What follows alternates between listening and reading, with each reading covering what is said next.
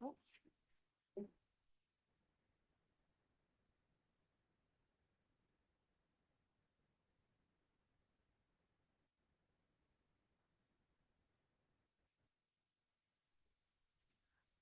right. Welcome to the regular meeting of the Sustainability and Infrastructure Commission this Wednesday evening, September 10th.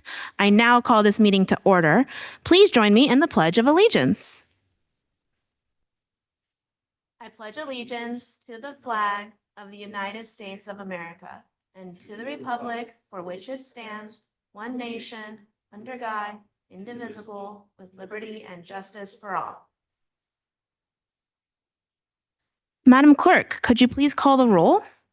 Certainly. Chair Narita? Here. Vice Chair Michael? Here. Commissioner Kranz? Here. Commissioner Robbins? Here. Commissioner Renaud? Here. Youth Commissioner Scott? Here. And Youth Commissioner Singh? Here. All are here. Wonderful. All right. Well, welcome. We are excited to be here in person with options for those who choose not to be in person to still participate virtually. For those attending in person, please complete a yellow request to speak slip and hand it to the clerk. If participating remotely, use the raise your hand feature in Zoom and you will be called on at the appropriate time. If calling in via phone, press *9 to raise your hand, and when called upon, press *6 to unmute. These options for public comment will remain available until I close the public comment period for that specific item. And with that, we'll move to our first item, which is our consent calendar. Madam Clerk, could you please read the consent calendar? Certainly. It is to approve the meeting minutes of our regular Sustainability and Infrastructure meeting on August 13th. Great. Is there any member of the commission who would like to pull an item from the consent calendar? Is there any member of the public who would wish to comment to any consent calendar item? Now would be the only time to make your comment. This is for the consent calendar item only. Okay. So Madam Clerk, could we receive any, we did not receive any requests to speak on the consent calendar. Is there a motion from commission to approve the consent calendar? I'll make a motion. Thank you. That motion. Thank you. Certainly. And to confirm, there is no public speakers. Chair Narita? Yes. Vice Chair Michael? Yes. Commissioner Kranz? Yes. Commissioner Robbins? Aye. And Commissioner Renaud? Yes. Motion passes 5-0. Fabulous. Okay. So next on the agenda is public comment. Members of the public wishing to comment on any item not appearing on the agenda may address the commission at this time. State law prevents the commission from taking action on any matter not on the agenda. Your comments may be referred to staff for follow-up. This public comment section is generally limited to a total of 15 minutes. However, that is subject to commission's discretion and can be extended if commission wishes to do so. And one more note, we welcome speakers providing public comment, but please be advised this is a limited public forum. As such, speakers must stay on topic if speaking to a particular agenda item, and if speaking during general public comment, they must address matters within the subject matter jurisdiction of the city. If speakers fail to follow these rules, they will be warned, and if they continue to disregard our rules, their opportunity to speak will be ended. Are there any public comments, general public comments? Madam Chair, I do not have any online. Do I have anyone in person? We do not have anyone in person either. Okay. So we'll now move to new business section of today's meeting. The first item under new business, excitingly, is the election of the chair and vice chair for the upcoming term. I will now open the floor for nominations for the position of chair. Do I have any nominations? I would like to nominate Commissioner Michael. Great. We have a nomination for the vice chair. I will now open up the floor for nominations for the position of vice chair. Do I have any nominations? Yes, I'd like to nominate Commissioner Kranz. Great. So we have two different nominations. Perfect. I can take roll. Do you want to open public comment for that? Yes, I Okay. can. So is there anyone on public comment who would like to speak to this item? Madam Chair, we do not have anyone on virtual, and I do not have any slips. Fabulous. Absolutely. All right, I will take roll for nominations of chair and vice chair. Commissioner Robbins, I and I. Vice Chair Michael, Yes and yes. Chair Narita, Yes. Commissioner Renault, Yes. and Commissioner Krantz. Aye. All right, motions both passed 5-0. Congratulations. Fabulous. Well, this concludes my tenure as chair. Thank you so much. It's been such an honor. And welcome, Chair Michael. And through the chair, I just wanted to make one small note. Per the council's preference, next year's election will move back to our regular June meeting. Due to scheduling issues, we did have to push last year's.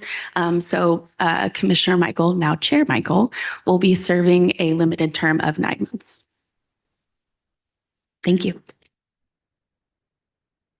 Great. Thank you. Thank you, Commissioner Narita. So we move on to the 2024 Rail Corridor TMA Annual Report, which we have staff for. Okay, Jay will be presenting for us or introducing.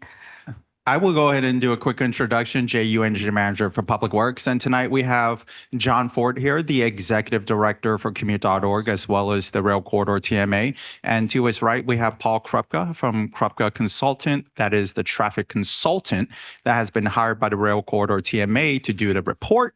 And with that, John, if you want to take it away. Thank you, Jay. You guys are the toughest agenda in town to get on. I tell you what, we've been trying for months. So I'm glad to be here. Paul and I will be doing a quick presentation. Let's see if I can get this right.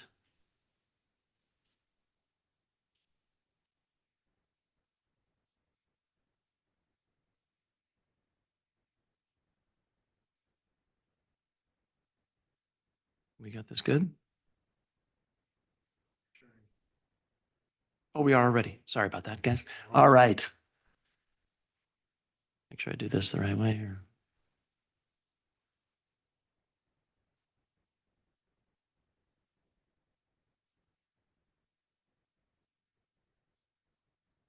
There. It's moving here, but not moving there.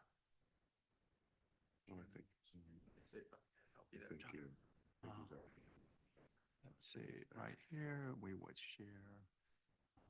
Let's see, this one right here. Oh, wrong. Yep. No worries. Nice, guys. Sorry about that.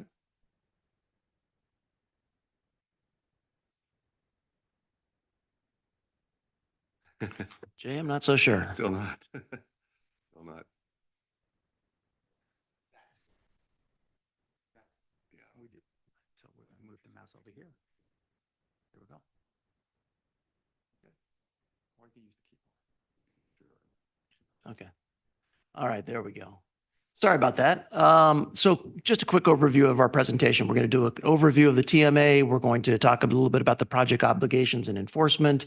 We'll go into a little bit of detail about the trip generation counts and results, and then kind of follow up with the survey that we did of our members. I think the staff report and the report itself has been shared with you. So this goes into just kind of the highlights of what it is that we have put forward in the report for this year. The first slide that I've got up on here is a kind of a colorful one. If you look at the pink borders, that's actually the border of the TMA area. And the other two circles are actually the TOD areas that are confined within or part of the overall TMA area.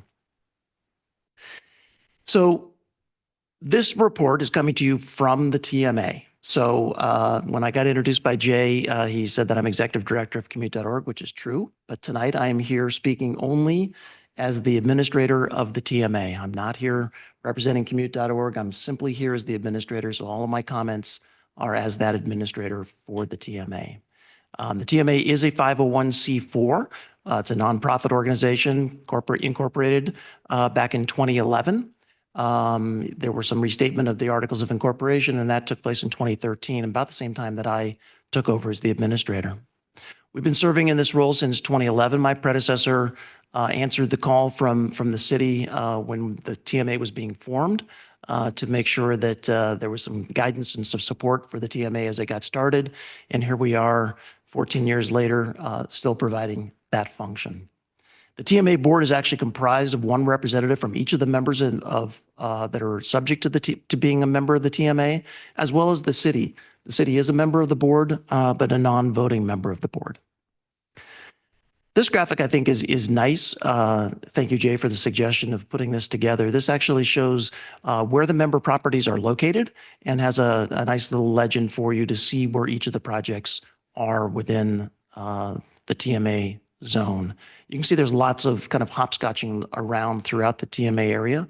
Not every project, not every property that's in the TMA zone is required to be a member. Only those that have development agreements that took place after the TMA was formed, or actually when the TMA was put into place by the city. So the obligations of each of the projects within the TMA and the enforcement of that is always kind of helps to make sure we shake this out. So each project, as it received its development agreement with the city, became subject to certain conditions, traffic conditions, TDM requirements, and so forth. And those agreements are between that project and the city on all cases. The TMA is not a member or not a party to those agreements in any way. And each of the obligations that are a requirement for each of those projects are enforced by the city again, not by the TMA. So non-compliant projects, if there are any, are required to provide additional TDM services or amenities that would bring the project back into compliance. And again, that's something between the city and the project if in fact there's compliance issues. Once a year, the TMA, on behalf of its members, conducts an annual driveway and cordon count. So the 2024 count was conducted by Hexagon Transportation Consultants.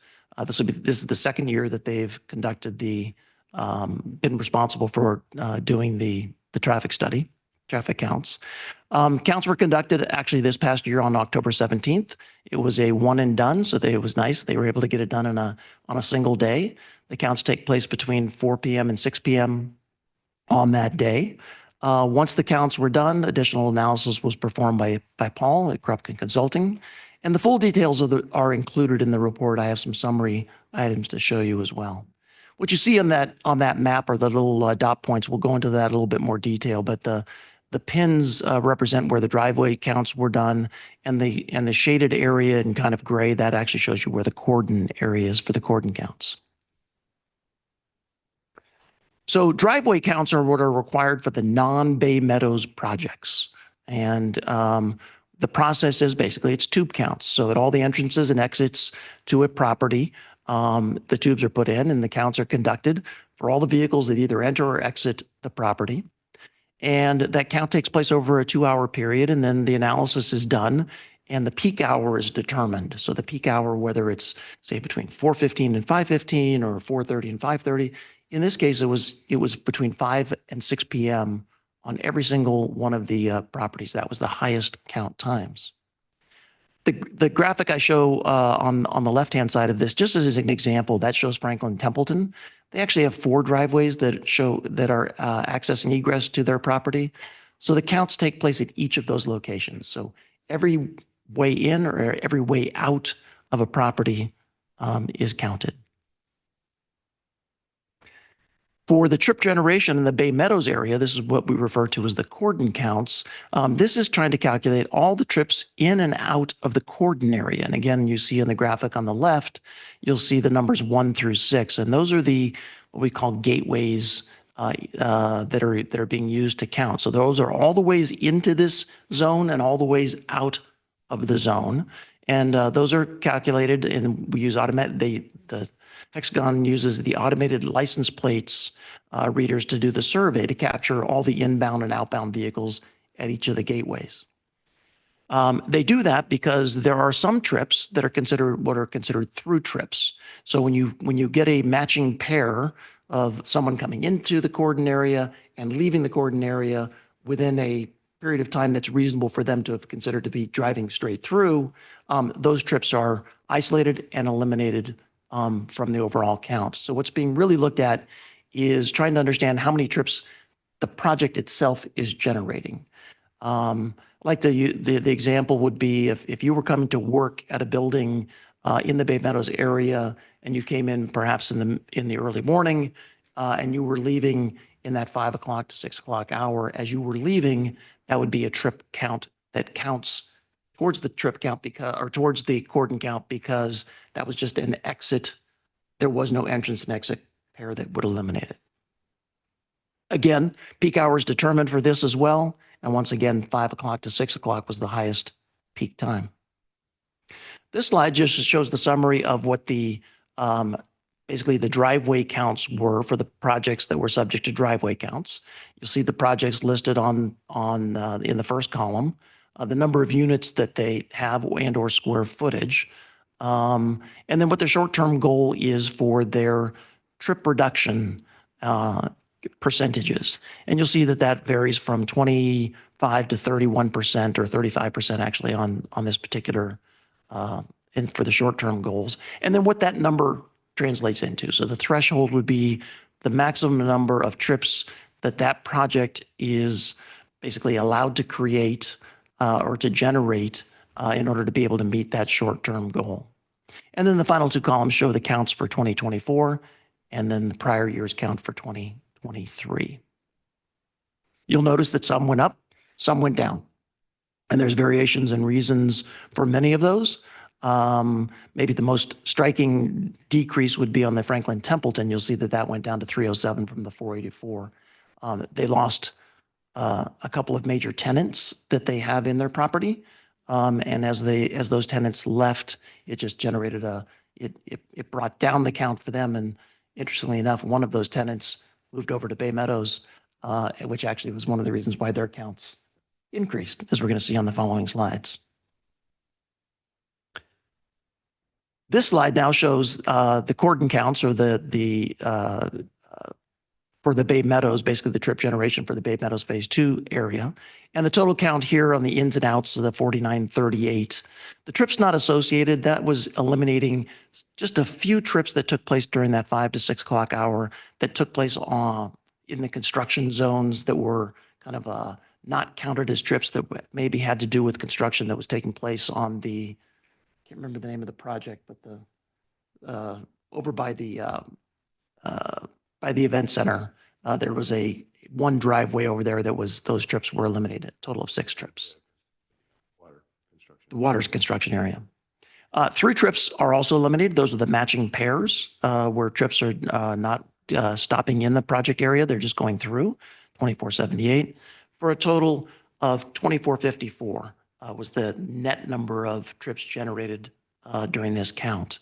And their max threshold for this particular cycle was 2,878. So they came in under the overall count. You'll notice that there was one project that did fail the driveway count, and it's the same project or the combination of 2 sites that share the same driveways, Delaware Pacific and what used to be known as 2000 Delaware, 2 separate properties. There was a transaction that took place where the 2000 Delaware was sold to MidPenn. So MidPenn now owns both sides of the projects rather than being separate. And they're now referring to the original project as Delaware Pacific and the new project as Delaware Atlantic. And so that was the one property or the joint property that again was over their threshold count for the driveways. And again, they've been working with the city and city staff on making sure that their required measures have been implemented, make sure that the existing additional measures that they've put in place over the past several years are still active and in place. And then whether or not additional measures could be added to the properties that might help them become compliant in the future. Again, this is something that the property and MidPenn has been working with city staff on this. TMA is not involved in that, but is there to support the project and support MidPenn if they need our assistance.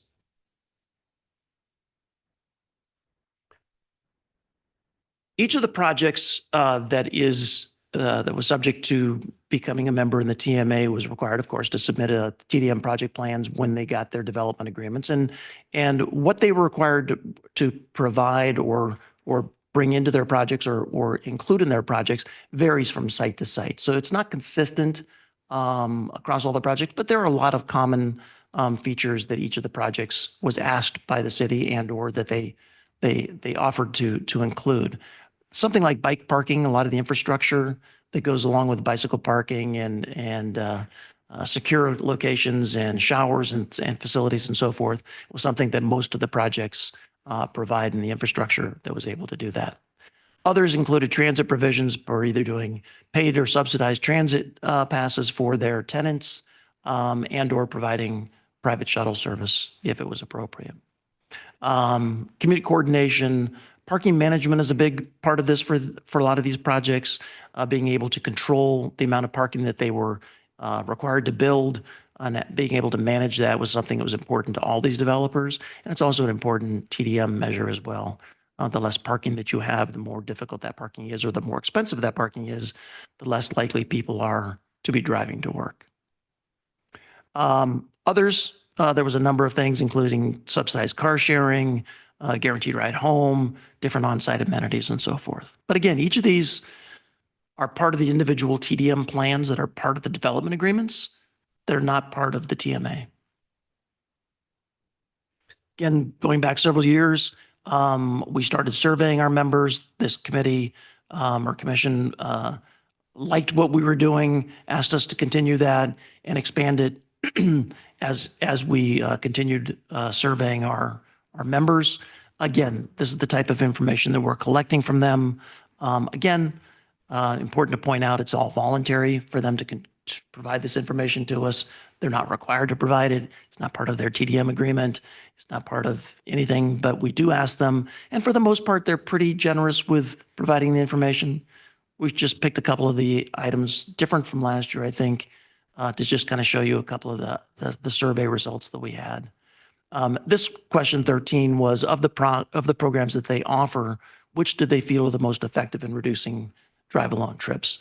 And I think you can kind of see just visually the bike racks, the secure bike storage, and the EV charging stations were the ones that the members said they felt were most effective in helping them reduce that, the drive-alone trips. Other ones, it's a little bit all over the place. People were able to select up to 3, so they kind of move the dot points all over the place, but just a little bit of everything, but definitely the infrastructure that they put in place, the hard infrastructure, which happened at the beginning of the development projects in most cases, seemed to be the most effective for them. Question 15 was, how do you distribute information on your programs to your tenants, residents, and or employees? The most common is either through email, which makes sense, but there are people use the kiosks and information boards, especially in the residential properties where there's common areas when it makes sense to still have that in, whether it's in the mail rooms or the community rooms. That seems to be some places where they do put their information up. I think that the other one where we've tried to encourage them to make sure that they provide that information is during move-in and enrollment, especially when they're doing leasing on residential properties, but perhaps most importantly is when you get a new tenant in a commercial property. That's your best opportunity to get them to understand what you're encouraging them to do and make sure that they're aware of the programs that are available to them. And finally, question 17 was, what metrics do you use to track your performance? The majority don't track performance at all. They've been meeting their compliance numbers. They haven't found the need to do it, presumably, and or in some cases, the developers don't really have a mechanism for doing it because it's their tenants that are the ones that really would be doing that measurement.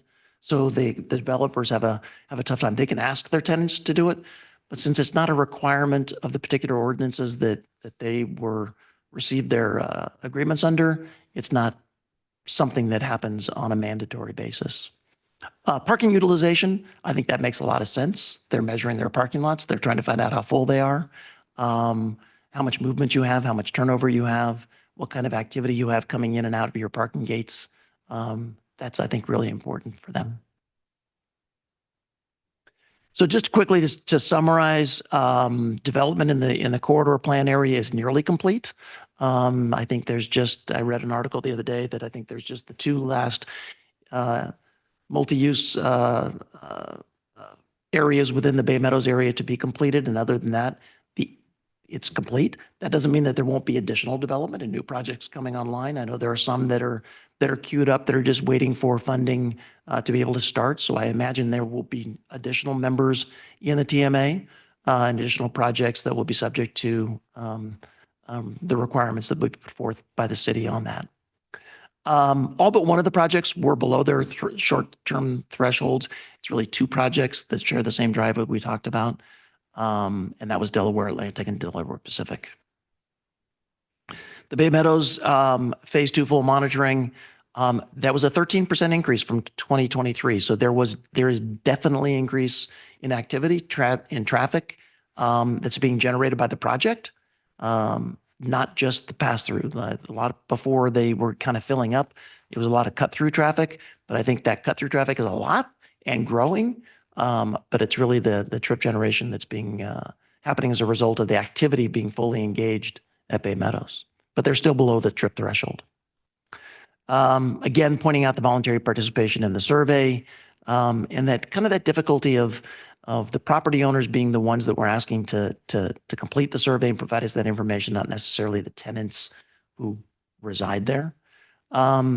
As a result, it's kind of difficult for us to capture that kind of the detailed demographic information. The landlords, the developers, the owners of these properties don't really have it. They have occupancy percentages for their leasing and so forth, but they don't really have the detailed information on who's there and what, like how many people of driving age and so forth they have. That information that they were willing to share with us. Again, the non-compliant project, Delaware Atlantic and Pacific, exceeded their trip by 15.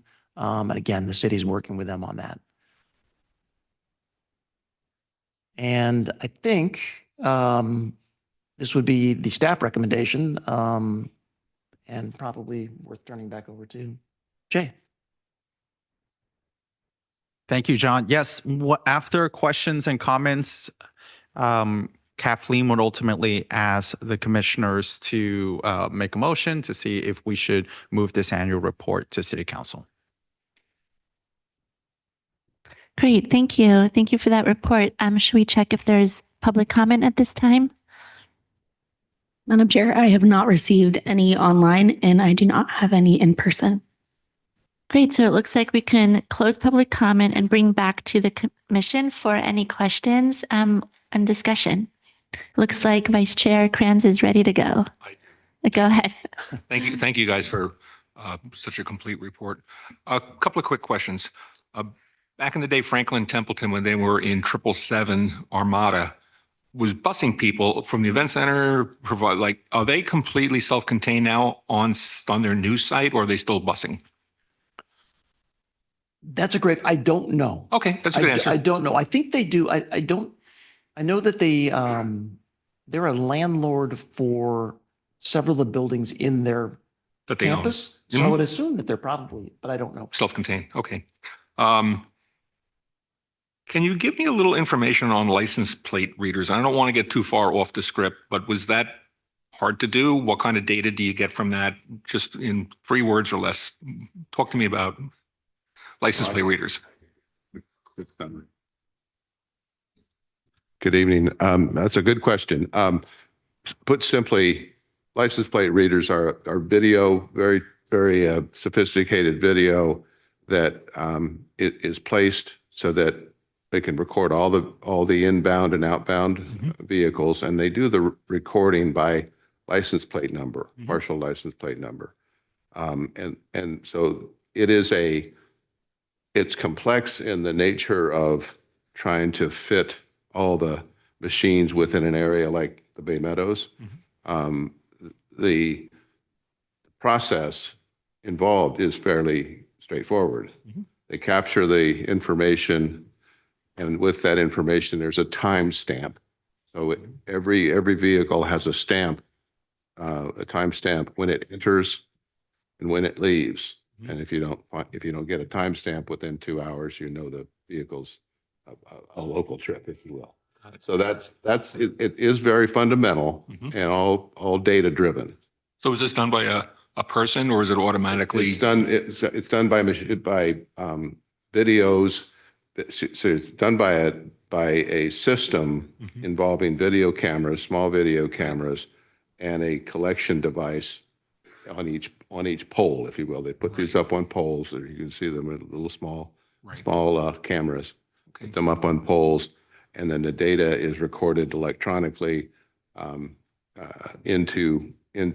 captured into a data set, and the data set is manipulated. So the data set is simply town and zip code, and that's is de-identified. There's no privacy issues. Yeah, no privacy issues. And the point is that the recorders are, I mean, the data, the image has to be clear of the license plate, It's not going to clear, work. the full license plate. But as far as the privacy issues, they take that data nowhere else, and it's remained in a locked box, if you will. Gotcha. Okay.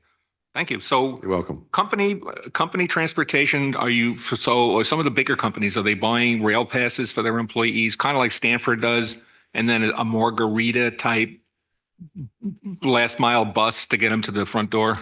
Yes. So the proximity of where most of these projects are to either the Hayward Park Station or the Hillsdale Station doesn't require first or last mile Okay. buses for the most part. Okay. A lot of the tenants are Go Pass owners, so the Caltrain Go Pass, which is the employee pass. So yes, there's a lot of that, including at the high school. They're using that for students at the New Haven High School. Okay. The last question, and this is not my wheelhouse, but there is an organization that uses last mile for scooters, and there's rolling out, looking at trying to part of the infrastructure with the bike lanes to have scooters. What can you tell us about that? Is that viable? Is that something that's happening? It hasn't been adopted, as far as I know, by any of these particular projects, but yes, anything that facilitates first, last mile encouragement to use public transit, Caltrain in particular, for these locations, gets a big thumbs up. Good stuff. Okay. Well, thank you so kindly. Thank you, Commissioner Robbins. Yeah, thanks for the presentation. I like it. I've seen a couple of these over my tenure, and they're always good. But I always like to focus on the efficacy of the programs. And as y'all mentioned, the information is a little bit questionable because it's coming from the members, the developers or the managers, if you will, not from the tenants. Has there been any thought? I'm not a polling expert, but I've had a little experience there in the political world, whether there's some way to get better data, going straight to tenants, something the city can do directly or through consultants. Where I'm heading is that, as the city does these things going forward, it would be good to know what programs to build into the agreements with developers that actually have higher likelihood of success. I was surprised to see the transit passes didn't rate as high as some of the bike infrastructure and the EV chargers. And so do we have any thoughts on how we can do better there? Yeah, great question. I'll answer the last part first. The transit passes would be number one, I guarantee it, if people provided them, but they're really expensive to provide. And so I think the reason why you only saw such a small number of people saying that was the most successful is because there aren't very many of them that are actually doing that, because it's really expensive to buy the Go passes and to buy the Bay passes, which is going to be the future of that. So, And then forgive me, that's the members, if you will, point of view, right? So the ones who'd have to pay for it. Yeah, Now, exactly. the tenants would probably be thrilled to have them. Well, Maybe. I don't know. It's interesting because I think that if you look at Bay Meadows, for example, so if they have a tenant in one of their big properties, Wilson Media isn't going to be the one that's buying those passes, but the tenant, let's just say it was Roblox, for example, might buy those for their employees as an employee attraction and retention policy, but it might have nothing to do with what Wilson Meany's doing. And Wilson Meany may not even know that that's actually happening Yeah. because it's something that they're not responsible for, but it's employers do it for different reasons. In terms of your other question about ways to get better data, you kind of get one bite at the apple, and that's when you do your development agreements or the ordinance that someone receives their development agreement under, right? So whatever the terms and conditions are at that time, and the ordinances, that's kind of what you get, that one chance to lock people into what they need to or are required to provide to you. After that, you're just going to have to ask them and hope that they give you the information that you're looking for on an ongoing basis, right? So if you're looking for more detailed information than what was required of them to provide, you need to come up with creative ways to make that request. And it's that partnership with, sometimes it can be done that way. There's all sorts of different incentives that you can use to encourage that type of data collection. But it's not something, if it's not a requirement, sometimes it's hard to get people to give up information willingly. Now, there might be a way to go straight to the tenants, though, who are There is who are entities, employer. Yeah, and again, in different cities and even now, if the city today approves a project that's subject now to the CCAG ordinance, those tenant surveys are a requirement for the next 20 years. So anything that becomes approved now, not the 11 projects that were already done before that policy took place, but anything going forward would be subject to that 20 years of monitoring and surveying of the tenants of those properties. I have avoided the Planning Commission for decades now and will continue for the rest of my life, I hope. But nonetheless, I think when development agreements are struck going forward, yeah, it'd be nice to have that info in there. But if there's also a way to get the historic or data from the historic, the already existing developments, that would be useful too. I just think it would help the council as well as planning to think about what to put on the list or what to emphasize. Anyway, thank you. That's it. Thank you. Anyone like to go ahead? Commissioner Narita? Thanks. So thanks so much for the presentation. It's always lovely to see you all. So just a couple points of clarification. The MU2 and MU3 that are under construction, like where are they physically located? I didn't see a map. Jay, I'm sorry if I missed that in the documents. Yeah, I could go ahead and list that. So MU2 will be close to 28th Avenue and MU3 would just be south of that. So is it like where that grassy pit is right now? Is that both of those? Is that both MU2 and MU3 or just one of them? It's MU2 and MU3. Both lots are currently in that vacant. grassy pit block? Yes. That's so exciting. So what I'm hearing is that that's going to be built in the next 2 years. Well, that's the timeline. Yeah, that was in the document, the 2 years part. Yeah, right now they can apply for building permits, and after building permits are approved, they are authorized to start construction. Relatively speaking, just looking at averages of how long it would take. Now, again, the market will fluctuate, but it could be anywhere from 2 to 3 years before occupancy is granted. Okay. That's incredibly exciting that there might be activity there, like in general, because that's been a grassy pit for a while. Okay, so then that leads me to my next question, which was the 2,878 peak hour trips, John, that you quoted. Is that for the whole project overall, or does that number tick up when MU2 and MU3 come online? Does the peak hour trip number go up to a higher amount? Or are we going to be locked into 2,878 when MU2 and MU3 come online? That's a great question. I believe that is the number. We're locked. That is our number. Yeah, that is our North Star, the MU2 or regardless of new construction.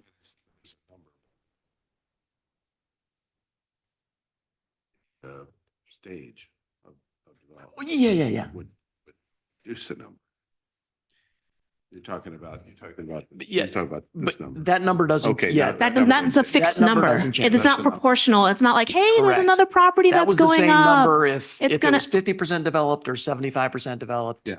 to 100% developed. Okay. So this leads me then to my next question, which is while it's wonderful that all the properties are under, except for the dual driveway, which is constantly has never actually been in compliance in the 4 years I've been on this commission. Putting that one aside, other properties are coming close to their totals, and we have this looming trip count thing that will go up in like 2 to 3 years. And so has the TMA talked about this at all? Or perhaps will this be an agenda item for future TMA meetings in light of the increased amount of activity that will be coming online? Again, another great question. Yes, it is something that is discussed.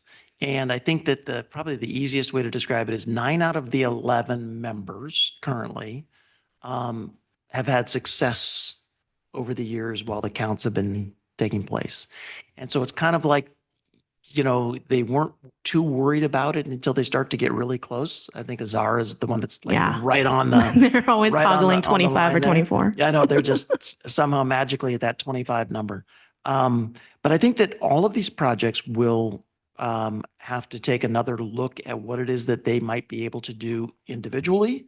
And then hopefully at that point in time, they'll look to the TMA and say, what can we do collectively to make a difference? But it's going to require a combination of both individual projects, and because the uses are so different, it's going to be really challenging for, say, the high school to perhaps do something different than what a single-family residential or a multifamily residential might need to do. So there is absolutely some concern, and it'll definitely be an agenda topic this coming Monday when the board meets again, and probably into the future. Okay, because like it right now the 2,878 is like we were at like 2,400. If I were to sum up all the parking like entry points, does that add up to the 2,400? Right. Okay. Those are your entrance and stay or exit and not come back within that peak hour.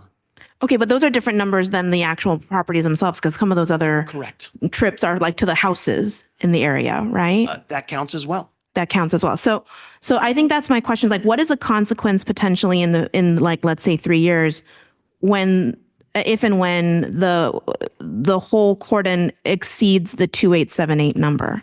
What happens? Yeah.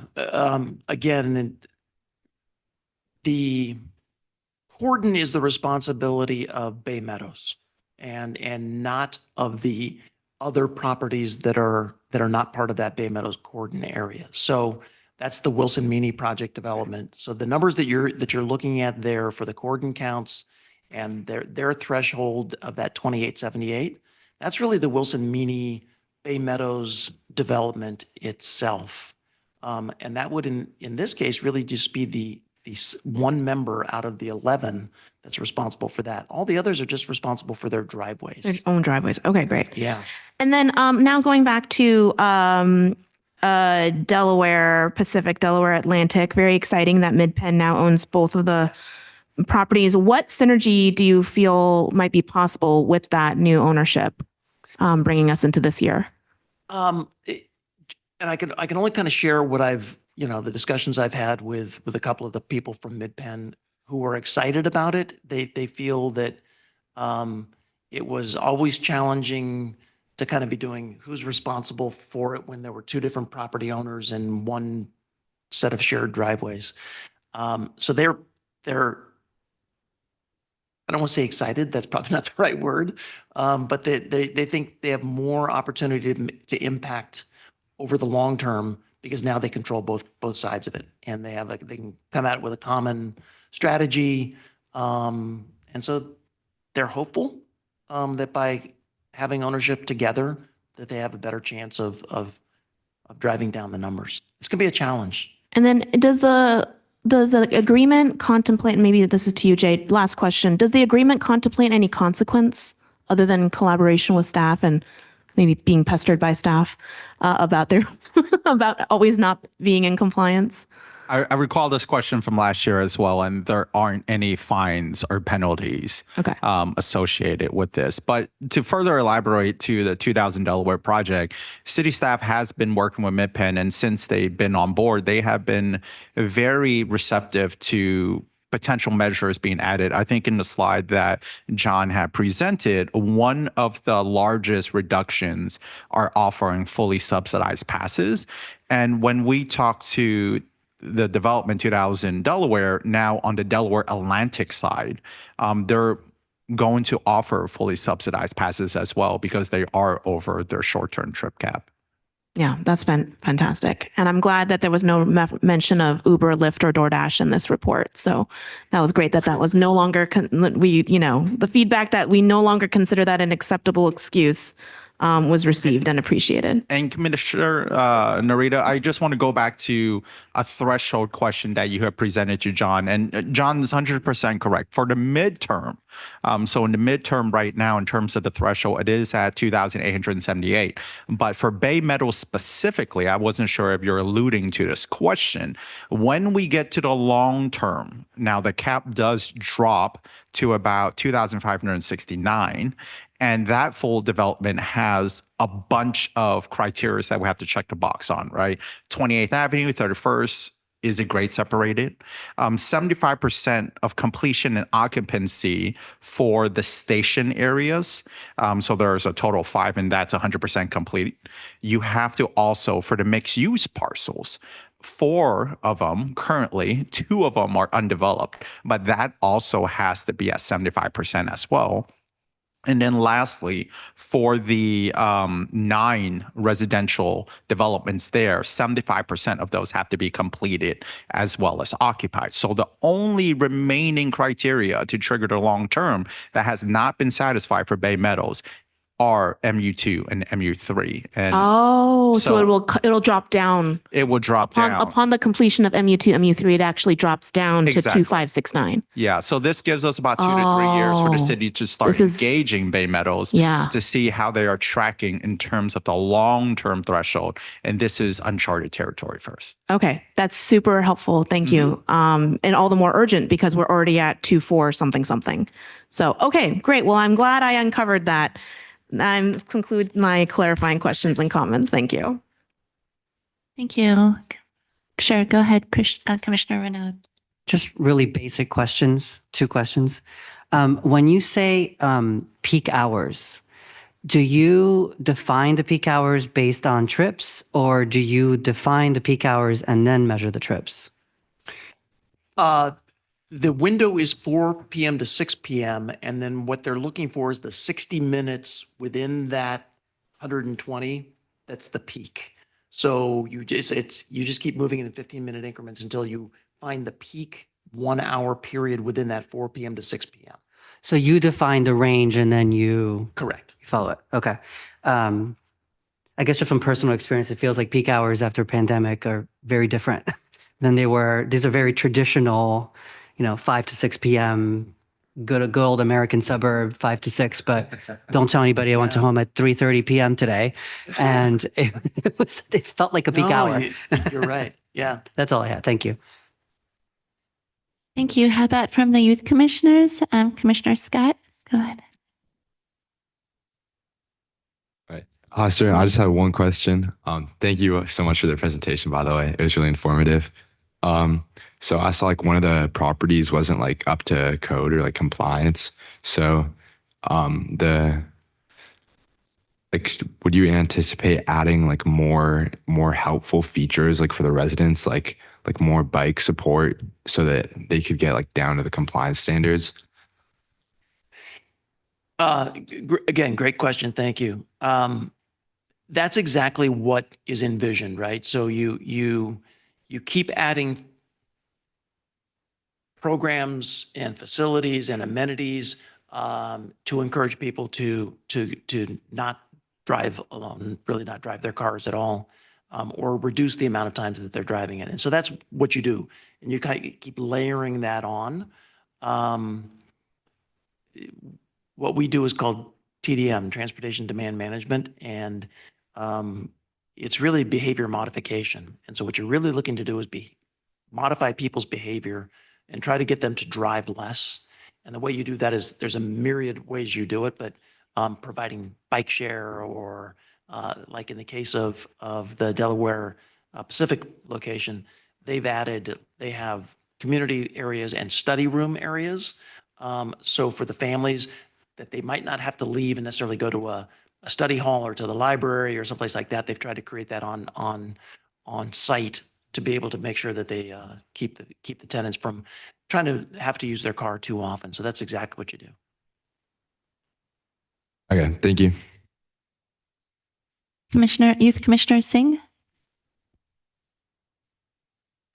Thank you so much for the presentation. It was wonderful. It told us a lot about just transportation in the area. But I wanted to go back to the 2000 Delaware project.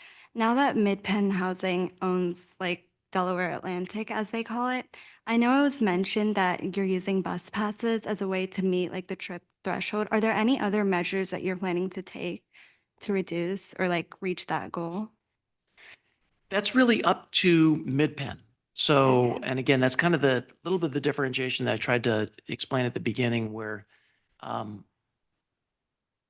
Mid-Penn individually will work with their tenants, and they'll work with the Delaware Atlantic and Delaware Pacific now to try to bring additional measures, whether it's the bus passes to Delaware Atlantic and so forth. The TMA, the ultimate goal of the TMA is to try to find ways that they can support all of the various projects with the funds that are provided by the projects. But in this particular case, Delaware Atlantic and Delaware Pacific through Mid-Penn are doing whatever they're going to do it on their own in this particular case. I told you I was only talking with my TMA hat on. I'm putting my commute.org hat on. Mid-Penn works with my agency, the commute.org agency. We're on site quite frequently, sharing programs and services and things like that with their tenants to try to help that behavior modification, that TDM, happen. That's not happening through the TMA, but it's happening through the efforts that Mid-Penn makes and the outreach that they have to us. Okay, thank you. Great, thank you. Thank you for your presentation tonight. And that's helpful to know that commute.org is helping out a lot. I was more, everyone seemed to touch on everything, but I was curious about the surveys. Did you say that it's mostly the TDM coordinators, or do the tenants or residents complete the surveys? Or if you could just explain how, are they digital, or how are they given out? If just a little run through about them. Yeah, it's a digital survey, and it's distributed to each of the TMA members, to their contact people. And then it's up to them to how they gather the information. They may have a TDM coordinator on site if you're a residential property. But there's not a requirement necessarily for any one particular person or a job title, but again, because they're so different. But typically we give it to our members or the people who serve on the board of the TMA, and then they find someone within their organization to complete the survey itself. But it's all done in a digital survey, and then it's administered by the commute.org staff. I'm sorry if I missed it in the report, but how are responses? Do you come to percentage for number of residents and tenants? We stay on them until we get 100%. Again, no tenants are filling these surveys out, right? So Got it. We're only looking in this particular case for 11 responses. Oh, So 11 come from one from each of the projects. But it's challenging enough to just get 11 people to complete the survey in the amount of time that we give them. So a little bit of nudging takes place. So the only recommendation I would make is for the Delaware, Atlantic, and Pacific.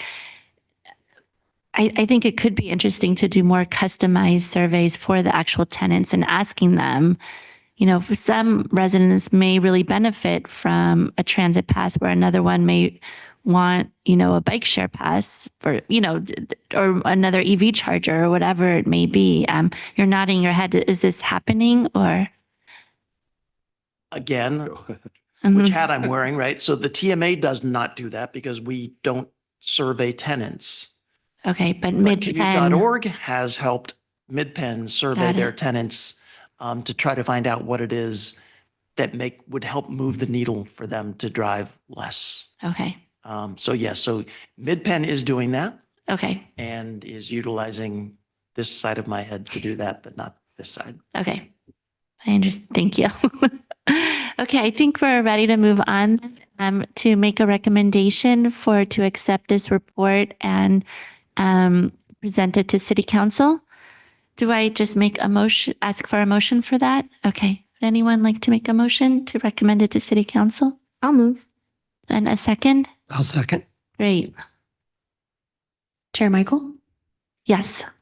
Vice Chair Kranz, Yes. Commissioner Rennell, Yes. Commissioner Rita, Yes. and Commissioner Robbins. Hi. Motion passes. Great. Thank you. Okay, it looks like we're going to move on. I'll give a chance for staff to switch places to the gas leaf blower prohibition ordinance presented by staff member Andrea Chow. Thank you to the team.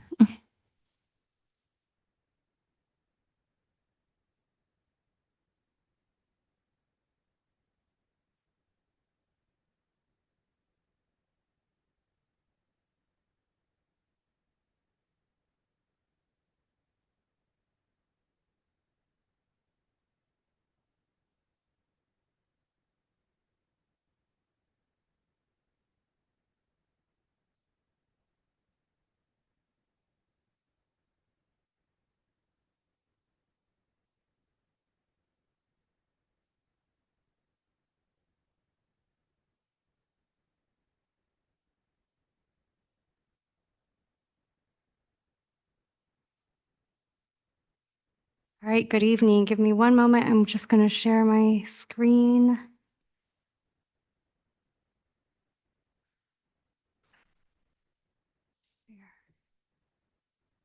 Here we go. All right. Well, good evening, Chair Michael, commissioners, members of the public. My name is Andrea Chow. I'm the sustainability analyst with the city of San Mateo. And my presentation tonight will review leaf blower regulations. I will be asking the commission to provide feedback on how to update the city's leaf blower ordinance to prohibit the use of gas leaf blowers. In the past, the commission has discussed whether or not to pursue a gas leaf blower ban. But since the council has established direction to develop an ordinance, the discussion tonight will really focus on how to update that ordinance. I'll start by providing some background on the topic before getting into the specific policy areas that require feedback. Gas leaf blower regulations can help reduce greenhouse gas emissions and address air quality impacts. And we're seeing many cities across the Bay Area adopt local gas leaf bans, including the city of Burlingame, Hillsborough, Menlo Park, and Palo Alto. At the April 3rd, 2023 City Council meeting, City Council decided not to pursue leaf blower regulations, but directed staff to develop a more robust rebate program, enhance community outreach and engagement, and also lead by transitioning city operations to electric leaf blowers. The most recent direction, as I mentioned, is the City Council priority that was brought up during the February 2025 Blue Sky meeting, directing staff to develop and implement an ordinance to prohibit the use of gas leaf blowers in San Mateo for this upcoming fiscal year. There are state regulations that regulate landscaping equipment, and per state regulations, new model years of 2024 or later for leaf blowers do have to be electric. So those state regulations do not impact existing gas equipment that are already in use, but rather impact new equipment that can be sold in the state of California. The city also does have regulations regulating leaf blowers. They're attached to the staff report. They limit leaf blower use to certain hours of operation. That's 8 a.m. to 5 p.m. on weekdays and 9 a.m. to 5 p.m. on Saturdays. These hours of operation apply to residential zoning districts and in areas bordering residentially zoned neighborhoods. The city also has our rebate program that we've been running since 2021. You're eligible for $100 if you're a resident, for up to 50% of the purchase price, and $500 as a landscaping businesses for a maximum of 75% of that purchase price. On average, we've seen 19 resident rebates and 4 business rebates per year. Total average of rebates distributed per year around $3,000. Our engagement and outreach to the community, both about the rebate program and the benefits of electric leaf blowers, has been through various mailers, posting flyers, emails, and social media.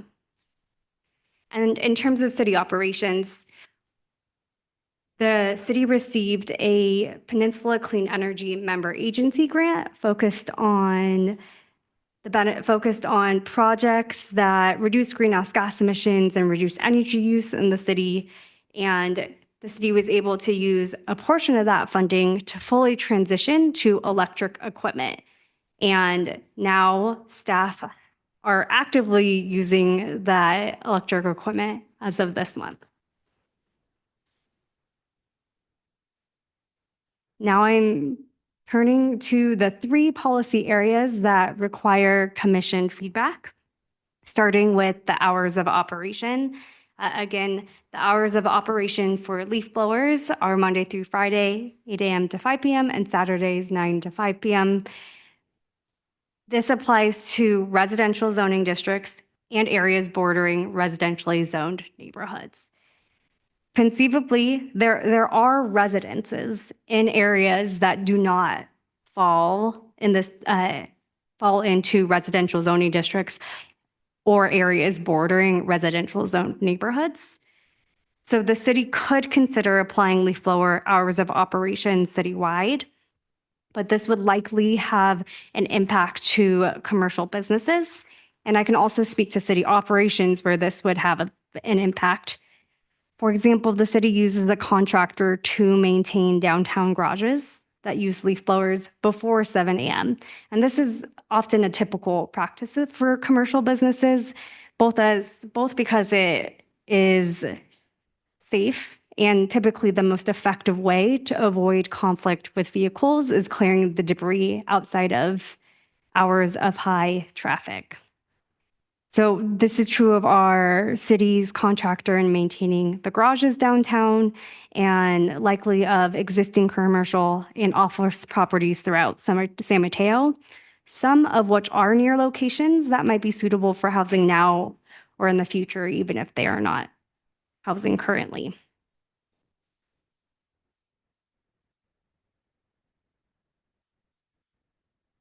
The second area that I am requesting feedback on and a commission recommendation is on enforcement phasing. And I wanted to talk about enforcement a little bit broadly because enforcement of a leaf blower ordinance is commonly challenging, and this is something that the city has heard from most cities implementing a leaf blower prohibition. And a lot of that has to do with the fact that leaf blower use is time sensitive and fleeting. And in order for a code enforcement officer to cite a violation, the code enforcement officer has to witness that violation. But because of the nature of leaf blower use, it's often a landscaper or property owner, homeowner using a leaf blower for, on average, less than 10 minutes. It would require a very quick response rate in order for staff to witness that violation and thus make the citation. So a enforcement of our leaf blower regulations would be handled by our code enforcement division. And I just wanted to note the inherently challenging nature of enforcing such a violation, which is very dissimilar from other property-related violations that might occur, that like a property-related violation such as like high weeds or hoarding or an inoperable vehicle. So noting the difference there.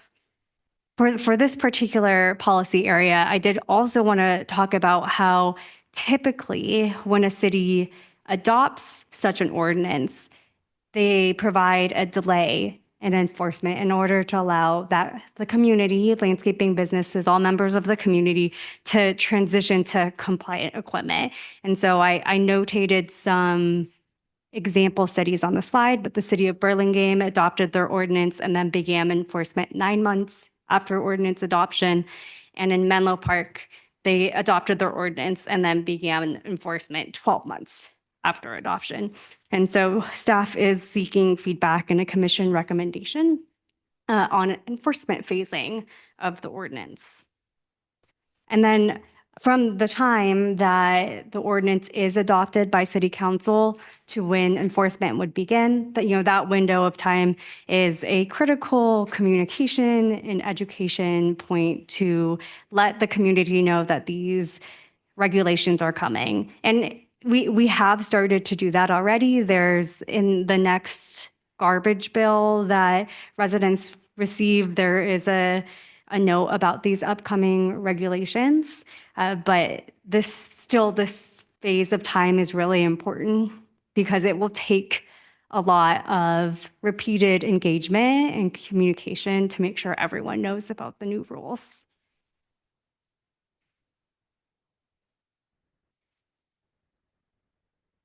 In terms of the assignment of penalties, the Municipal Code Chapter 1.1 or Chapter 1.10 Administrative Citation describes the procedures that the city may pursue and to address code violations. And the typical process includes the issuance of a warning prior to any citation, and then citations can begin at $100 and escalate to $200 and $500. And what I saw in my research across cities that have leaf blower prohibitions is that they're also relying on an administrative citation process as a penalty process. I am specifically looking for some feedback on how to assign penalties. And so what I saw was other cities with gas leaf blower prohibitions include the option to enforce penalties against the owners of the property or any other responsible party who uses gas-powered leaf blowers or hired, employed, or engaged the services of a person or is operating the gas leaf blower themselves. So staff is looking for options and ways to enforce penalties against the responsible parties beyond just the leaf blower operator themselves and looking for feedback on this approach. And that concludes my presentation this evening. And what I've left up on the slide are the specific questions needed or specific questions as staff is looking for a commission recommendation on all 3 of these policy areas. Great, thank you for your presentation. Do we have any public comments? I do not have any online. Do I have anyone in person? We'll give her a few moments.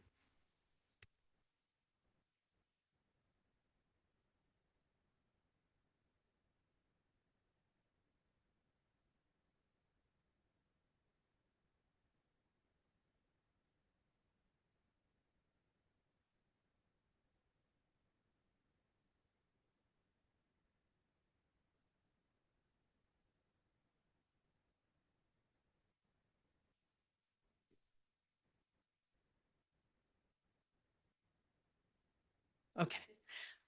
I'm a little nervous about this, but 30 years ago when we moved to San Mateo, it was the first time I'd ever heard a leaf blower.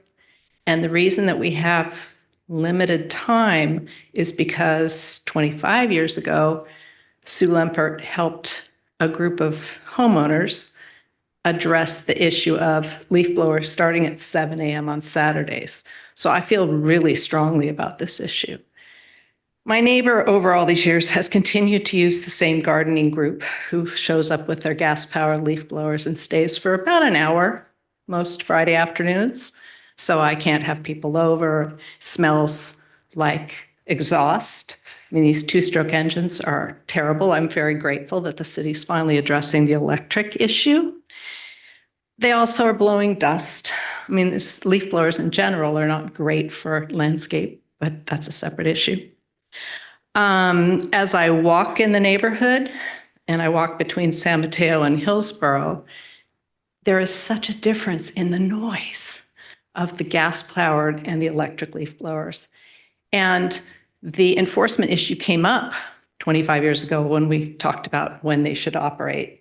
And yeah, it takes a while for gardeners to figure it out. They will, and so will the homeowners. I would argue that the homeowners have the responsibility to make sure that the people who are working on their property are using appropriate equipment.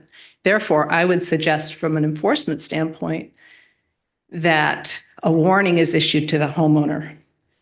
You don't want neighbors after neighbors, but if a neighbor can call the code enforcement or whoever they call the city and say, you know, this is going on my street, and this is the address where it's happening, a warning letter can be issued to the homeowner.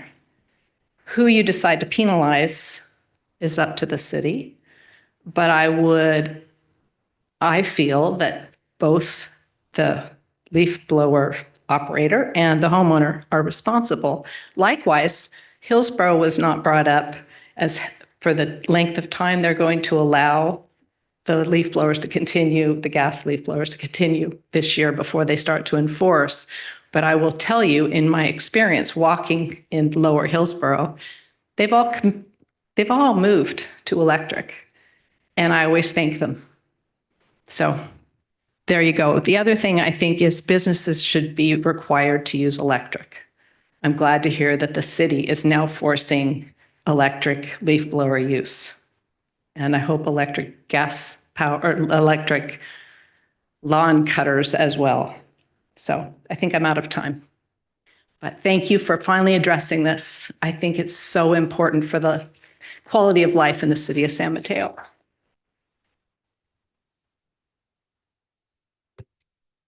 Madam Chair, we do not have any more public speakers. Great. Thank you for your comment. So I will give it now to our commissioners for questions and comments. And I want to reiterate, if we're happy to, I'm sure Andrea is happy to take any of your questions. And if you have no questions, to please address the three questions. And Andrea, if you don't mind pulling it back up on screen as reference, and so that we'll get clear answers on those. Anyone would like to? Oh, okay, go ahead. Thank you, Commissioner Renaud. Can I have a point of clarification, though? Do we ask questions first and then go through the round? If you have questions, yes, if you have questions, go ahead and let's do the first, and then we could go around and comment on the. Okay. I realize that you're not code enforcement, but a lot of my questions are really, I mean, for me, it's a no-brainer. My only concerns about how aggressively to address this is really around the ability to do it, around code enforcement. For example, one of the big things that comes out of your excellent report and right now is for the business district, the 7 a.m. parking garage. I'm curious why one would need a leaf blower in a parking garage. The use of leaf blowers in parking areas, and we do this in our parking lots as well, is to just clear debris. There's debris, leaves often that get swept into parking garages. Okay. And then I know that you're not a code enforcement, so I'm almost putting these questions for the record. I would be curious to know the impact for code enforcement of when your question is about the enforcement phasing, what the impact would be on the code enforcement staff of a 9 months versus 12 months. I know a lot of residents wanted to start happening in January, which is, I don't even know how that would work with the council having to consider it first and then, it becoming law. Again, you're not code enforcement, so I don't assume that you know this answer, but there would be a difference of pressure on code enforcement to adapt to a new regulation, whether it's 2 months, 3 months versus 9 months, 12 months. I can talk to this a little bit and ask Christina to jump in if I need support. So when this ordinance, so first the ordinance will be adopted, like you mentioned, and then at that future date, the ordinance would be enforced. And so currently, the ordinance enforcement would just be integrated into typical code enforcement procedures. And I think you're touching on an important piece, which is whether or not there would be a need for extra resources to support a more aggressive enforcement of the ordinance.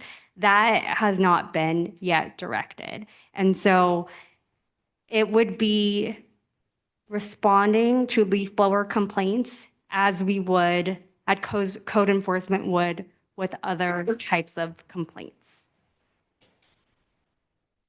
And so I would just add that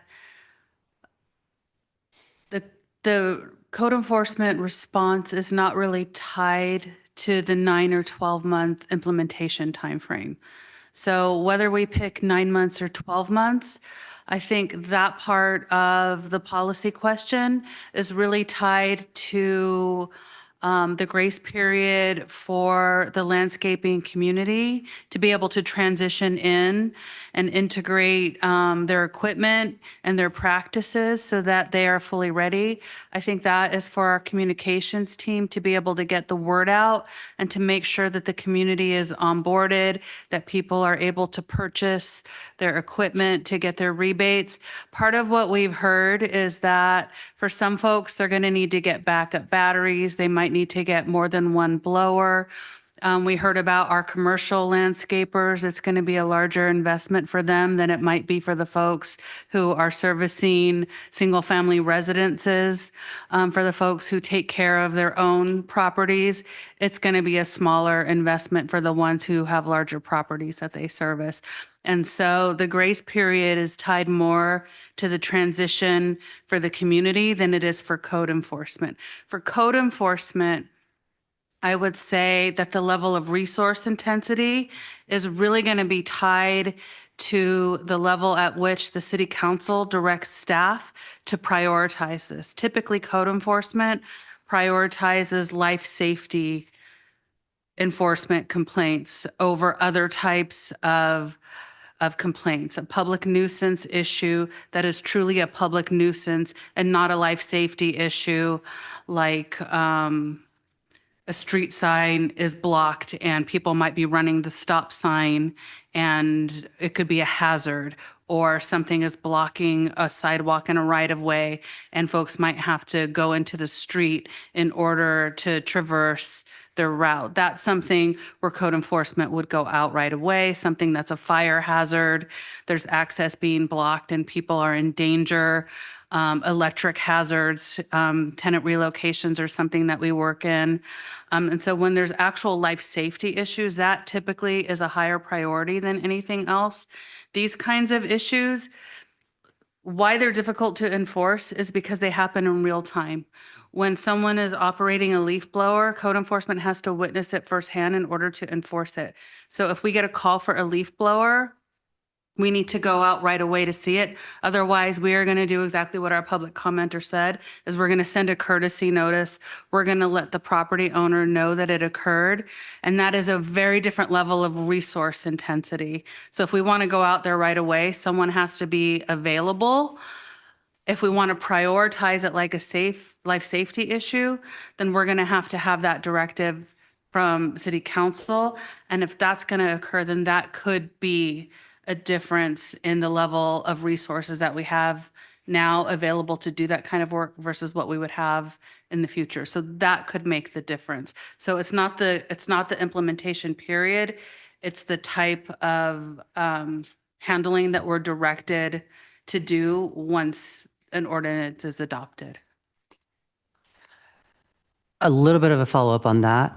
When you spoke to other cities like Menlo Park, for example, who I think is one of the more recent cities, did you ask them whether before they passed their ordinance versus after there was an uptick in complaints? I did not follow up with them about their complaints. And if My there's guess been would be changes. yes, because Yeah. then people would feel like there is. My understanding, just to respond a little bit to that, my understanding of Palo Alto is that they have, I think through what you told me earlier, they have they hired a new code enforcement person just for this. Yes. And my understanding is that when there is a complaint, then that code enforcement officer goes and tries to catch them in the act for repeated offenses. So it sounds like a full-time job just to be able to.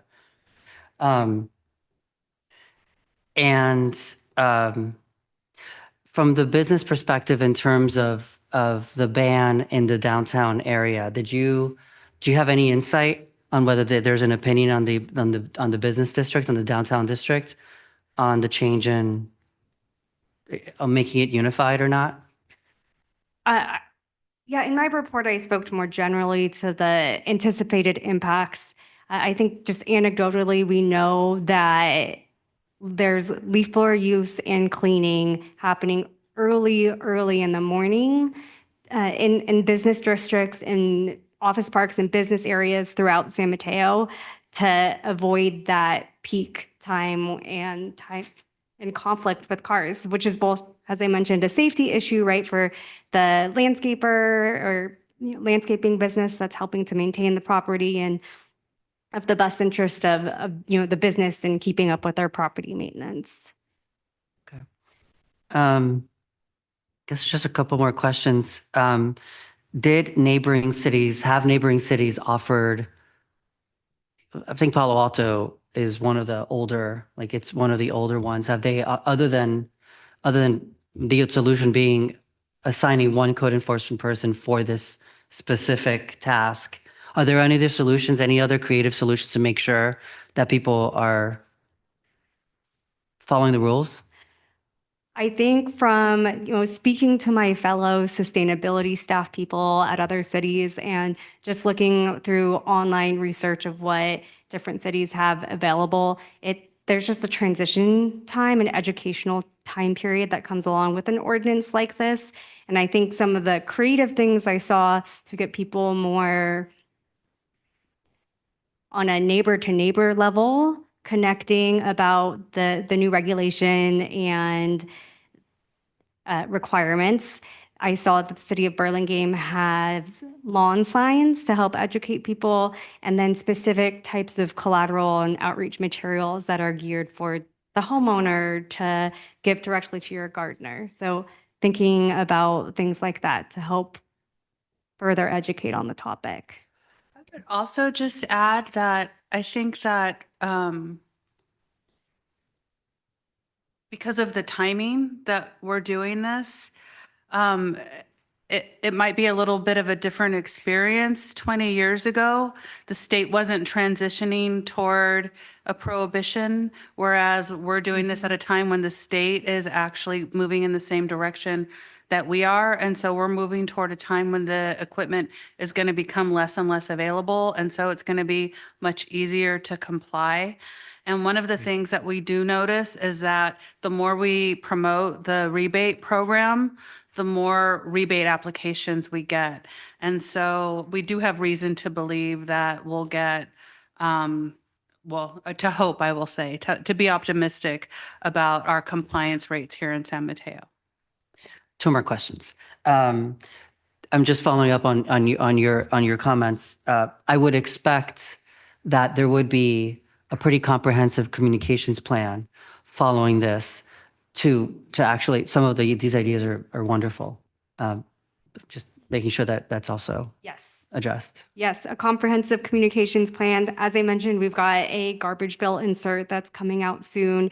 And then the city sends a print newsletter that's mailed to every house in San Mateo. That goes out twice a year, and we'll have some information in that. And then, and that's just some of the things we're doing now ahead of when the ordinance is adopted, because there will be continued engagement after that point. And you're reaching out to all of the licensed businesses, landscape businesses in San Mateo. We're doing a bunch of things. So yes, yes, yes, and yes, and we'll do them multiple times. My last question is, what would be the earliest possible time, given that the city council will have a review session on this in October, right? It's just a review. It's not an actual vote. Is there kind of like a guesstimate on fastest versus, there's a 9-month, 12-month, what would be realistically? That is a topic that we're looking for commission recommendation on, as well as the council to provide direction. So yes, on October 6th, the city council will have a study session of this. I will share the commission recommendation and public comment that was gathered this evening. But at that meeting, they would set that threshold, whether it's 9 months or some other time period or later. But so in terms of turning it around though, so we would bring it to a study session, and then following the study session, we'd get direction. And then after that direction, we would draft the ordinance based on what they say. I think a reasonable turnaround time, given that we're at the end of the year, I would say no later than January. And then once we introduce the ordinance, we can bring it back at the very next meeting. So there's 2 weeks there, and then it takes 30 days to take effect. So if we say realistically February, we're looking then if it's either 9 months or 12 months. Okay. So about a year, approximately a year's time, maybe 16 months. I asked because I know a lot of public comment was to get this done and on the books by January, and I just want to make sure that there was a realistic expectation of how the process works. Yeah. Okay. Thank you. Thank you. Go ahead, Commissioner Kranz. Hey, thanks very much for your presentation. So words have power. Leaf blowers, they also make leaf vacuums. And to answer the young lady over there of putting particulates in parts per million into the air, you could trap it in a bag. And it's either with a cord, or they do make ones that are battery powered, and it's not that much more money. It's really not insignificant, but it's not, there's an economy of scale. I think also, to use correct language, string trimmers, which are also gas powered, I think should be included in this ban because it's a gasoline powered engine. It's ICE, internal combustion, stinks, makes exhaust, and it's noisy. I don't know how that fits into the big picture of what you got going on. Got enough on your plate, but I think it would give you pause to think about roping in, including string trimmers. That's what they use to get behind bushes and stuff like that. Assembly Bill 1346, that was back in October 23. No gas equipment. That was the Green Lawn Care Act. SOAR, small off-road engines. You can't sell in California anymore gas powered. So the window of causing hurt to a gardener, like I just bought this thing and it's got to be almost 3 years ago. So the turnover, if you use it as much as a gardener uses it, you're probably right about there. It's time to replace it. This I think would be work. My recommendation when it comes to if you want to use motivation, fines, yes, both the owner and the business. I think it should go into effect immediately. I think from 0 to 6 months, no fine, but you'll be noticed and you'll be, I guess, noticed. You'll be alerted that you're not in compliance. 6 to 9 months, a 50% penalty. After that, it's 100%, whatever the penalty is. So it would be a graduated fining. Also, it turns out, I found out we have about 100 licensed gardener companies here in San Mateo. If you're not licensed, much like they do in the building trades, it's 2 times the fine. So if you're bootstrapping it and you're coming in here and doing work in our small city, much like downtown San Francisco or other municipalities, if you're doing work in the town and you're not licensed, then it's 2 times the fine. Also, a thought, we could empower, if time is available, the police department, park rangers from Parks and Rec, code enforcement, also video. Somebody just holding up a camera, a Ring doorbell, a Ring flood camera. If you can see, and again, I don't want to turn neighbor against neighbor. I'm on board with that. So this is something we have to temper. If it's not a good idea, don't do it. I will address that part Sure, go ahead. head on, that it indeed has to be witnessed in person in order to cite a violation. So if a neighbor is standing there with her cell phone camera witnessing this, it's not admissible. That's No, correct. and I'll address the other part of what Sure. you suggested is we also cannot issue citations the first time. Usually we have to have, there's usually 3 warnings Sure. before we will begin the citation process, and the city staff has to witness it. Got it. Okay. And the last thing is, you're not going to like this. If it's chronic, confiscation. And I'm done. That's all I got. Commissioner Kranz, it seems you gave your comments on your questions. Do you want to do the first one too? I think about the zoning district. I think the hours of pretty loud enough anyway. I think the hours of operation are consistent with good judgment and work as they're currently posted. A little bit later on the weekends, a little bit earlier during the week. I already talked about enforcement phasing 0 to 6 months, just warnings, no fines, 6 to 9, graduated after 9 months, it's full strength. And the same thing with penalties. I don't have a number in mind. I don't want to make it so draconian that if somebody is operating a small business doing landscaping, that we give them enough of a fine that they'd have to sell their truck. I mean, I don't want to be mean, but I also don't want to be so wimpy that it's people just scoff at it. So we need to figure this out. I'm pretty open to numbers. Anyway, Great. that's what I. Thank you. Go ahead, Commissioner Narita, please. Thanks. Thanks so much, Andrea. I had a couple clarifying questions. Under the hours of operation, you were talking about the residential zones. Like, what are the residences that are outside of the residential zone? Are we talking about like downtown, the mixed use buildings essentially, and like downtown? Okay. So downtown is an area that would have residences that aren't necessarily directly direct. So like next Kiku to- Crossing would be like, that's not in the residential zone. That's like in a business zone. It's in, downtown. Okay. And then there are some transit-oriented development Okay. zoned parcels, like along El Camino, that also aren't directly don't also fall in that second category of being directly bordering a residential zoned neighborhood. Okay. So, but most of those properties are, are they like multi-floor? Yes. Okay. Okay, thanks. And then does anyone know, Commissioner Kranz's question made me realize, how long does a gas leaf blower usually last? I don't know that answer to that question. I can ask our parks team though. Okay, I'm just curious. Those are my questions. Do you want me to do my comments now too? Up to you. You can go Okay, ahead. sure. I'll do my comments now too.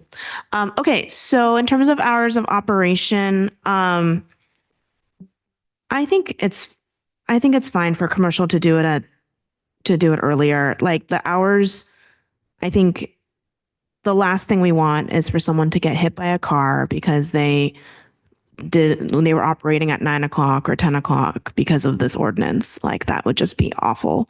And a very sad unintended consequence. I think in terms of the balance when it comes to housing in these zones, one of the delights of living in these zones is having a more vibrant like downtown lifestyle, which also includes higher levels of noise, like just inherently as part of the culture, like you just kind of accept it. So to me, I don't think you necessarily, one living in the downtown area gets so many other benefits from living in the downtown area.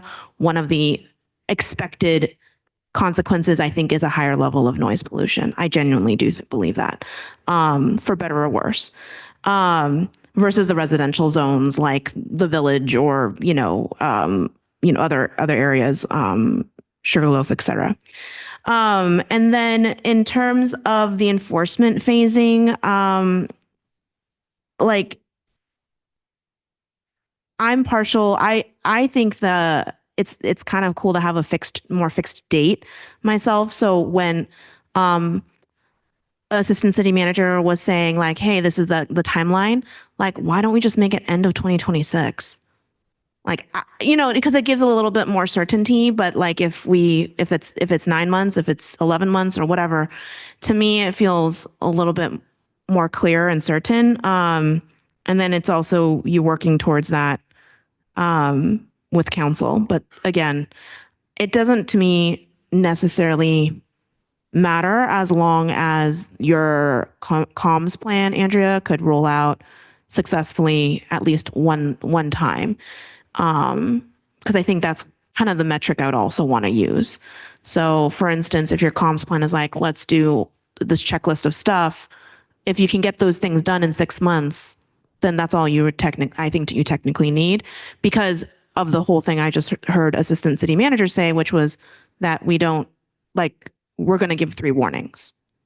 So if we're going to give 3 warnings, then it doesn't, to me, 9 or 12 months doesn't make that much of a difference, because the grace we're giving every violation is actually the 3 warnings, which could take place over 3 years. It could take place over 5 years, or it could take place over 3 months. So to me, it's too variable. It doesn't really hold a lot of meaning. And then in terms of assignment of penalties, the amount of the penalty from a communication standpoint, understanding that they may get up to 3 warnings before violations take place, the amount should be higher than the cost of a current leaf blower. So if the cost of the current leaf blower, electric leaf blower is 200, is it 200? Because for a residential, or something for a commercial, like 800 for a commercial. Then, well, Andrea's incentive program has a calculation for the total cost of the incentive, the rebate is a %, right? Correct. Yes. So whatever that total cost is that you've costed it out, the penalty should be higher than the total cost of a new piece of equipment, because that is a forcing function to then be like, well, that's not worth it. It's cheaper just to buy the new piece of equipment. So maybe I should clarify 2 things. So it's not 3 warnings like over like years worth of time. There's usually like some discretion in there. So it would be like 3 warnings within like, say, a year's time. Oh, thank you. Yeah. And so it's like if you're doing it fairly close together. And so it's meant to be for like discrete groupings of a violation. And so we're sure that it's the same person within like the same general time frame, because we do get repeat offenders that come back over and over and over again. Yeah. And it doesn't count as like, if you live in a place like 5 years, you get to keep getting warnings over and over and over again. And It's a chronic, what I'm hearing is a chronic repetition. Yeah. And the other thing is the penalty compounds. And so for your first offense, once we start citing you, and again, it's in a reasonable time frame, if we cite you because you've been warned 3 times within, say, like a 3 or 4 month period, when we cite you the first time, it's $100. And then if we go out there like 2 weeks later, because we got called again and we caught you again, it's $200. And then say we go out there like 2 or 3 weeks later, then it's $500, then it's $500 again, then it's $500 again, then it's $500 again. Okay, so the 100 until you stop. And then eventually, if something keeps happening and it becomes a chronic issue, it will elevate eventually to the city attorney's office. Got it. So are the penalty amounts fixed at the 100, 200, 500? Like, are those fixed amounts in the administrative across the city? code? That's our administrative fabulous. citation Sorry. amount. Thank you. Thank you for clarifying. Okay, so I rescind everything about the cost of even though I think that was pretty clever too. But anyway, putting that aside. So the phasing, then let me go back to the phasing now that I understand the picture more fully. Thank you so much for that clarification. Then I do think like having the fixed date is kind of nice. If it's like just end of 2026, it provides a little bit more certainty. Also, let's not kid ourselves. This is our second rodeo a bit on leaf blower ordinances. So I do want us as a city to really stick to something, because I don't want our residences to this is like a chronic issue for us. We need to just go for it, right, with this direction. And I hope this time we're successful in actually like getting to an actual ordinance at the end. To me, end of 2026 seems fair. And then assignment of penalties, I do think the homeowner, in terms of the warnings and the warning paper. And then I think it's also fine for the penalty to go to the homeowner as well, to be totally honest. And then include terms of commercial, though, it would go to the business owner, I guess, at that point. Okay, thanks. Thank you, Commissioner Robbins. Yeah, I don't have any questions, but I'll go right to the comments if I can. Item 1, expanding to making them citywide, I would say no. It's administratively going to be a total nightmare to try and carve out businesses for the reasons that people have discussed. There's no way that commercial properties can be clean during times when their employees or customers are coming in. So I just think that's going to be too difficult. Item 2, I actually like 9 months. It's sort of a Goldilocks thing. A lot of cities use that time period. I don't have any brilliant analysis to articulate. It just feels right, particularly with the need to educate and outreach.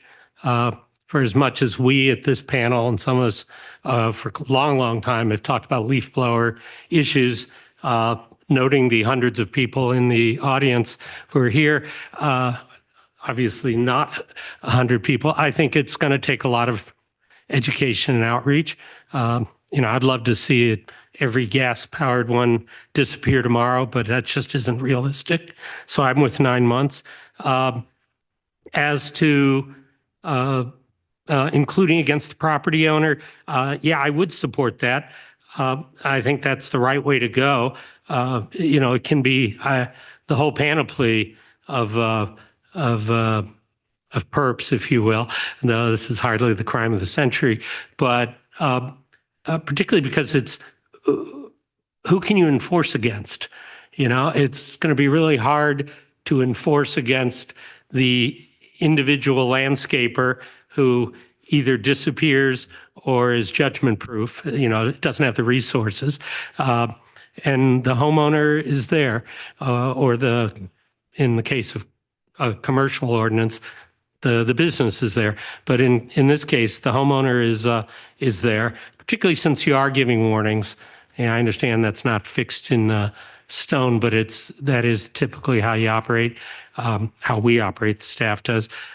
So I think that's fine. So that answers your 3 questions. I have 2 other points I'd like to toss out, just to be annoying, as I often am, Andrea, on leaf blowers.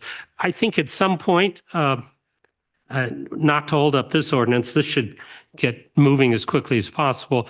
But I do think what Burlingame does in terms of different days and zones is an excellent idea for people who, we've heard one citizen speak, but for people who work at home or work out of their house or kids doing their homework, whatever, knowing that it's not every day and you're never sure which day it's going to happen would be a real plus. I've raised that point before. I think I like what Burlingame does. I will say anecdotally, so I live in San Mateo, of course, but I'm on the border with Burlingame, walk the dog probably half and half. And, when you walk into Burlingame, it's like, oh, that's the day when they're doing Burlingame Park because everybody's lawn is being blown that day. And you can avoid it, you'd know. The other thing is I would suggest that we increase the rebate. I understand in your presentation, you increased the total dollar amount, expecting that people will be incented by the ordinance to actually start trying to use the rebate. But though I realize that I think there was an argument in the materials that the law itself, if you will be the incentive. You don't need the rebate. I do see the rebate as lessening the impact, and I'm not so concerned about the residents, though not everybody is comfortably off in San Mateo. But I know that a lot of these landscaping outfits are, they don't have a lot of resources. And to the extent we could increase the rebates, that would lessen the impact, even if the law is forcing them to make the change anyway. That's my 5 cents, I guess, on top. And thank you very much. Thank you. Youth commissioners, would you like to ask? Go ahead, Commissioner Singh. I don't have any questions, but I would just like to comment on the hours of operation. I think applying them citywide might not be the best idea because in residences outside of the areas bordering those zone neighborhoods or those zoning districts, I believe there's enough general hubbub in that area where leaf blowers would not really be a consideration that those citizens would be thinking about. And regarding enforcement phasing, I think beginning enforcement of the ordinance in 9 months would be something I would support because the state is already moving in that direction. So I do think pushing this issue out for longer might raise more concerns, more questions from the public, and might just bring more complications into the framework laid already. Regarding assignment of penalties, I think the ideas proposed were solid enough on their own. I don't think there should be any remedying them. The rebate program sounds good to me. And yeah, thank you. Excellent. Commissioner Scott? Yeah, for the hours of operation, I also agree. I think that going citywide seems like what Commissioner Robbins said. It seems kind of like a disaster, and it's going to be hard to do. So I think staying at the residential zones sounds good. For enforcement phasing, I think 9 months sounds a lot better than 12 months. I don't know why we would wait, especially with the 3 warnings required. I think 9 months is definitely substantial amount of time. And for the assignment of penalties, I think it should definitely be on the homeowners to start, and the warnings should go to them because they're knowingly hiring people that are using these gas blowers, and the gardeners might not be have that many resources to do. So I think maybe if you catch the gardeners with repeated use with they're licensed, maybe then you can put penalties onto them. But to start, I think it should be to the homeowners. Thank you. Great, thank you. Really glad to have such strong responses. Did you want to, Commissioner, before I speak, did you want to give your input? Okay, go ahead. Thank you. Should have all gone at the same time. So my recommendations are a little bit of a blend. In terms of the hours of operation, again, I would just defer to code enforcement to feel if there are different times that different districts have and they have to enforce a different code in different districts in different parts of the city, if that's an issue instead of just doing it citywide, I would just defer to them about that. I do also live near downtown, so I do agree with you that we have made a decision to embrace the noise. So it's real. I just defer to how practical it would be. In terms of the enforcement phasing, again, it's the practicality of being able to have a really solid communications plan to make sure that residents have all the information. I've also spoken to some of your colleagues in Menlo Park, and my understanding from them is that once this was passed, there was a lot of neighbor against neighbor. And so as much as we can create a friendly neighbor culture ahead of this so that people aren't calling on each other just out of spite for something else, I think that it does require much more of a creative and intensive comms plan than just like sending out flyers and stuff. And then in terms of the penalties, I do think that it should be solely on the property owner. I think that some of these business owners, these operators are small mom and pop people who are just trying to make a living and they're just trying to do the right thing. And I think it should be solely based on the property owner to make that, to have that penalty. Thank you. Thank you. One of the benefits of going last is all my questions have been answered, so I could go through this too. I did want to just make a comment commending the city on transitioning completely for their municipal fleet to be all electric. I know that's quite an effort, and I think it's great to be leading by example that way. Regarding expanding, I would not expand to other residential zoning districts. And we should remember, even though it may not happen overnight, these electric leaf blowers are much quieter. So hopefully the noise impacts won't be as significant as they transition. So to keep the zoning as is. For enforcement, I'd like to see 9 months, especially because there is pre-work and pre-communication happening already. So I do think that landscapers and residents are growing more familiar and will be ready in 9 months. And then it should also apply just to the property owner. And I do want to throw out one idea or more just of a challenge, how to go about this. But you see that landscapers are much smaller, and even though they have a greater impact, they get the rebate less frequently. So one thought of throwing this around is maybe a lot of our landscapers don't have business licenses, and maybe doing some outreach or creative outreach that I don't know if you know offhand how much the business license is, but it may cancel out the rebate or. No, I did ask for that information from our finance department and learned that the average business license of that group is $67. Oh, that seems really reasonable.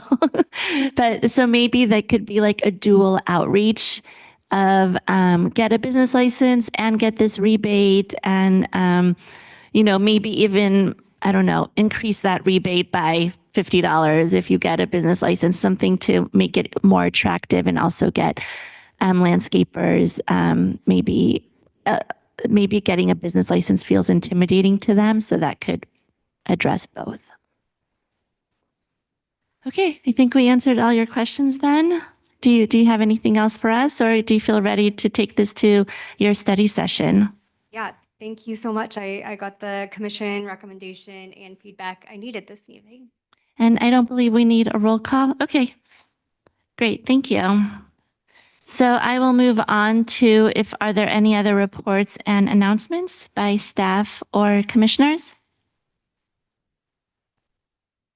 Maybe just the study session if we want to listen in on October 2nd. Yes, the study session will occur, I believe it's October 6th. October 6th, okay. For the leaf blower discussion. Otherwise, unless I'm told by anyone else, I think we're ready to adjourn. Okay, sounds good. I got to turn at this mallet.